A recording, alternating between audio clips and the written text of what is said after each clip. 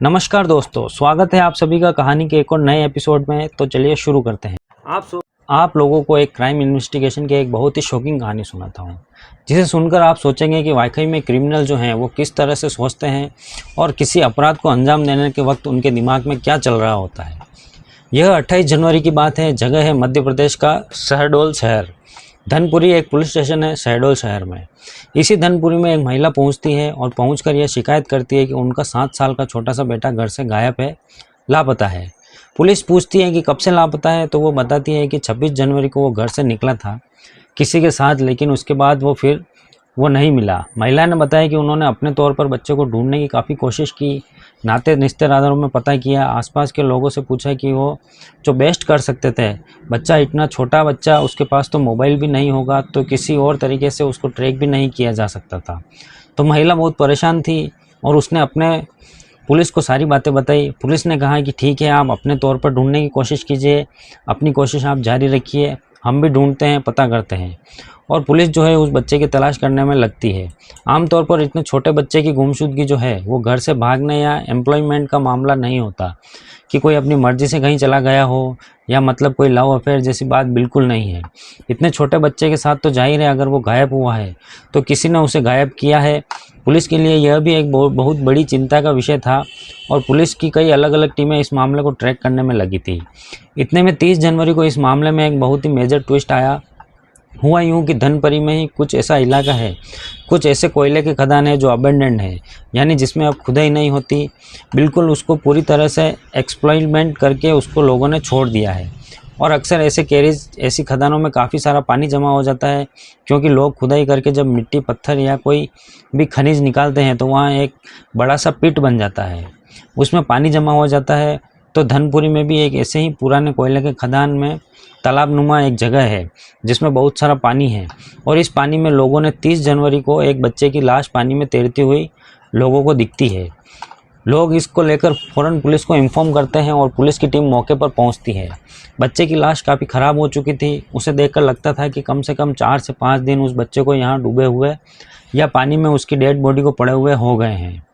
तो पुलिस जब उस लाश का बहुत बारीकी से मुआयना करती है तो पुलिस को एक बहुत बात समझ में आती है कि यह मामला जो है मेयरली ड्राउनिंग का नहीं है।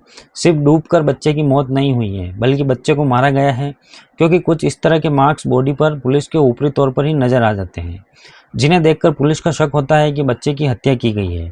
बच्चे को शव को पुलिस पोस्टमार्टम के लिए भिजवाती है और मामले की तफ्तीश शुरू की जाती है। और वही बात निकल कर आती है जिस बात का डर होता है। डॉक्टर्स ये बताते हैं कि बच्चे की हत्या तो हुई है और बच्चे के स्ट्रैंगुलेट किया गया है, यानी कि गला घोंट कर उसे मारा गया है। अब बहुत बड़ा सवाल यह है कि आखिर इतने छोटे से बच्चे, 7 साल के बच्चे की हत्या क्यों हुई है और किसने इस बच्चे की हत्या की है। तो जाहिर है इसका जवाब पुलिस बच्चे के घर वालों से ही पूछना चाहती थी। बच्चे का नाम ऋतिक कौल है। बहुत ही प्यारा मासूम सा बच्चा था वो, और उसकी हत्या कर दी गई। पुलिस ने घर वालों से पूछना शुरू किया कि भाई आपकी किसी से कोई दुश्मनी या कोई रुपए पैसों का लेन देन या कोई ऐसी बात, बच्चे की किसी से कभी लड़ाई हुई हो, या आप लोगों की कभी अड़ोस पड़ोस में किसी नाते रिश्तेदार से किसी बात पर कोई झगड़ा हुआ हो। सारे सवालों का जवाब परिवार को ओर से नेगेटिव में मिलता है, ना में मिलता है। एक खास बात यह भी है कि यह परिवार जो है आर्थिक रूप से कोई बड़ा संपन्न या अमीर परिवार नहीं है, बल्कि बच्चे की जो माँ और पिता ये दोनों मजदूरी करते हैं। ऐसे में बच्चे का किडनैप करके कोई फिरौती वसूल जैसी बात भी पुलिस को समझ में नहीं आ रही थी। पुलिस में सोच पड़ जाती है और कि बच्चे की हत्या क्यों हुई। इधर जब पोस्टमार्टम की रिपोर्ट आती है तो एक जो शक और पुलिस के दिमाग में होता है, या इन्वेस्टिगेटर्स सोचते हैं कि कहीं ऐसा तो नहीं कि बच्चे के साथ कोई जाति की हो, अब्यूज़ जैसी बात। तो जब इस मामले की पुलिस देखती है तो पोस्टमार्टम में इस तरह का कोई भी मार्क्स या निशान जो है वो नहीं मिलता। तो यह इंडिकेट करता है कि इस बच्चे को प्योरली टारगेट करके मारा गया है और अगवा करके उसकी जान ली गई है। जाहिर है इतने छोटे बच्चे के साथ किसी की इतनी भयानक दुश्मनी तो होगी नहीं कि घर से कई किलोमीटर दूर ले जाकर उसकी हत्या करे और उसकी लाश को खान में फेंके। तो यह काम जो है बच्चे को तो हो ही नहीं सकता, बच्चों की लड़ाई का मामला हो ही नहीं सकता। इसके पीछे कोई ना कोई बड़ा आदमी या एडल्ट ही है, जिसकी बच्चे से नहीं शायद उसके घर वालों से कोई दुश्मनी है। लेकिन वो आदमी कौन है, इसका जवाब पुलिस को लाख कोशिश करने के बावजूद भी नहीं मिल पाता। कई दिनों का वक्त गुजर जाता है और पुलिस बहुत हाथ पांव मारती है। यह एक ऐसी जगह है जहाँ पर वो बॉडी मिली थी जो बिल्कुल ही सुनसान व्यवहान इलाका है। वहाँ इंसानों की आबादी बहुत कम है, क्योंकि सारे ऐसी जगह हैं जहाँ कभी खान रहा है वो बंद हो गया हो, वहाँ ह्यूमन एक्टिविटी भी ऑब्वियसली कम हो जाती है। तो कोई सीसीटीवी फुटेज भी नहीं है, कोई कैमरा नहीं है, कोई ऐसा डिजिटल एविडेंस, कोई फुटप्रिंट कुछ भी नहीं है जिसके सहारे पुलिस ये पता करे कि बच्चे को यहाँ पर कौन लेकर आया, किसने उसकी हत्या की। तो जो पुलिस है जो वो बहुत परेशान हो जाती है और ह्यूमन इंटेलिजेंट के सहारे यानी अपने सूचना तंत्र के सहारे इस मामले को क्रैक करने की कोशिश करने लगती है। इसी कोशिश में पुलिस को एक रोज़ एक खुफिया जानकारी मिलती है, और खुफिया जानकारी वाली देने वाली और कोई नहीं बल्कि एक महिला है। वो महिला यह बताती है कि उसने 27 तारीख को एक शख्स को इस बंद पड़े खदान के नीचे उतरते हुए और फिर वहां से वापस आते हुए देखा था। पुलिस को जब यह बात पता चली तो पुलिस ने इस महिला से पूछा कि भाई कौन था वो आदमी, बताओ, क्योंकि 26 या 27 को ही वो बच्चा किडनैप हुआ था, कहीं ऐसा तो नहीं कि उसी का इस मामले में कोई रोल हो। तो महिला ने कहा कि मुझे भी शक है, लेकिन मैंने बच्चे को तो उसके साथ नहीं देखा था, लेकिन उसको खदान में नीचे उतरते हुए और वापस आते हुए मैंने देखा था। पुलिस उसके बारे में पूछताछ करती है तो पता चलता है कि उस आदमी का नाम है मोहसिन खान। अब यह जो मोहसिन खान नाम का आदमी है वो बेसिकली छत्तीसगढ़ में ड्राइवर है, ड्राइवरिंग का काम करता है। लेकिन छत्तीसगढ़ में ड्राइवरिंग करने वाला आदमी मोहसिन खान इस बंद पड़े खजान में एग्जैक्टली उसी टाइम फ्रेम में क्या कर रहा था जिस समय उस बच्चे की संदिग्ध तौर पर हत्या की गई थी, यानी सस्पेक्टेड टाइम फ्रेम वही था। पुलिस अब मोहसिन खान की तलाश शुरू करती है और आखिरकार उसे इंटरसेप्ट कर लिया जाता है, पकड़ लिया जाता है। उससे पूछताछ शुरू होती है। वो पहले बहुत सारी कहानियाँ सुनाता है और बिल्कुल इनकार करता है, मना करता है। लेकिन जब पुलिस उससे सख्ती करती है और पुलिस बताती है कि उसके पास एक ऐसा चश्मदीद गवाह मौजूद है जिन्होंने मोहसिन को यानी उसको खदान में आते जाते हुए देखा है, तो फिर वह टूट जाता है और वो ये कबूल कर लेता है कि 7 साल के छोटे से बच्चे ऋतिक कोल का हत्यारा कोई और नहीं बल्कि वही है। उसी ने इस बच्चे को अगवा किया था और उसकी हत्या कर दी थी। लेकिन अभी पुलिस को उससे यह पता करनी थी कि उसने इस बच्चे की हत्या क्यों की। मोहसिन एक ऐसी बात बताता है जिसे सुनकर पुलिस वाले भी घबरा जाते हैं। ये मोहसिन बताता है कि अभी तो हमने एक ही बच्चे को मारा था, लेकिन मेरी प्लानिंग ऋत्विक का जो एक छोटा भाई है उसकी उम्र तकरीबन 3 या 4 साल है, उसको भी किडनैप करके मारने का था। पुलिस ये सुनकर जो है पुलिस के ऑफिसर जो अक्सर इस क्राइम मामले को इस तरह के संगीन गुनाहों को डील करते हैं वो भी कांप जाते हैं। उन्हें लगता है कि भाई कोई आदमी इतने छोटे छोटे बच्चों को, मासूम बच्चों का कत्ल कैसे कर सकता है, वो भी एक एक करके। एक का कर चुका है, दूसरे के करने की प्लानिंग थी, ऐसा बता रहा है। क्या वजह है? अब पुलिस जब उससे वजह को लेकर यानी मर्डर के मोटिव को लेकर पूछताछ करती है तो एक बहुत ही हैरान कर देने वाली कहानी सामने आती है। पता चलता है कि यह जो मोहसिन है इसका मेहनत मजदूरी करने वाली जो ऋतिक कोल की माँ है उसके साथ रिलेशनशिप है।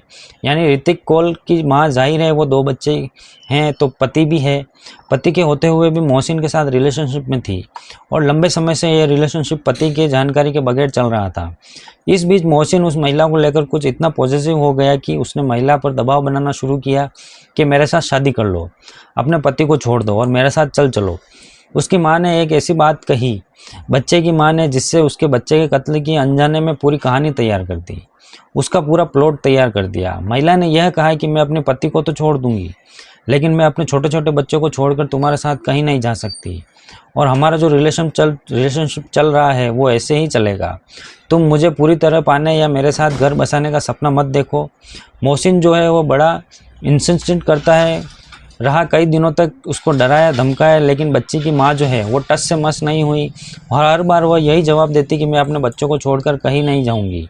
अब जब मोहसिन के दिमाग में यह बात घुस गई कि हमारे रिलेशनशिप की राह में सबसे बड़ा रोड़ा जो है इस महिला के बच्चे ही हैं, तो उसने यह प्लान किया कि वो एक एक करके दोनों बच्चे की हत्या कर देगा और कि इनके अफेयर था। मोहसिन अलग अलग बहानों से इनके घर भी आया करता था और अक्सर इस तरह के मामलों में देखा गया है कि महिला जो है इस तरह के रिलेशनशिप को सील्ड करने के लिए जो भी बॉयफ्रेंड होता है उसको जमाने की नज़र से अपना भाई बना लेती है। तो इस महिला ने भी वही किया।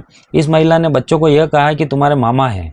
अब मोहसिन मामा होने की आड़ में इनके घर में आया करता था और जो महिला है उसके पति ने भी बहुत ज़्यादा शक नहीं किया क्योंकि वो भाई कहती थी सबके सामने, लेकिन अंदर से यह सब कुछ चल रहा था।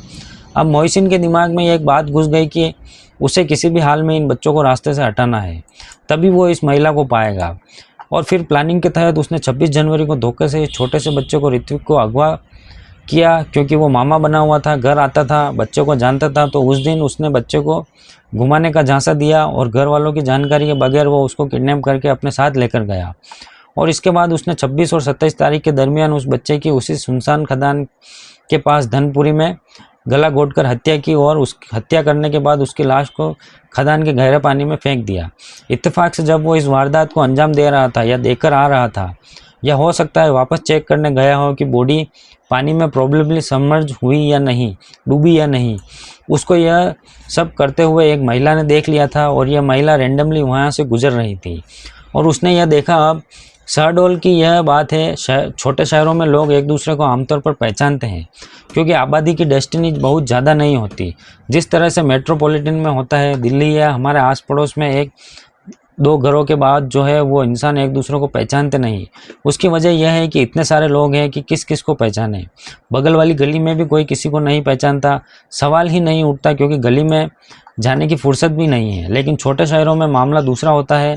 अब आप सब जानते हैं। तो इस महिला ने मोइन को देख लिया था और वो जो देखने वाली बात थी, अगर इस महिला ने ना देखा होता तो शायद ये कहानी इतनी आसानी से सामने नहीं आती। देर सवेर हो सकता है कि पुलिस जब बार बार पूछताछ करती तो फिर इस बच्चे की माँ हो सकता है कि बाद में अपने रिलेशनशिप का खुलासा करती, लेकिन शुरू में तो उसने इस रिलेशनशिप का खुलासा नहीं किया और इस तरह से एक बच्चे को अपनी माँ की गलती की कीमत चुकानी पड़ी।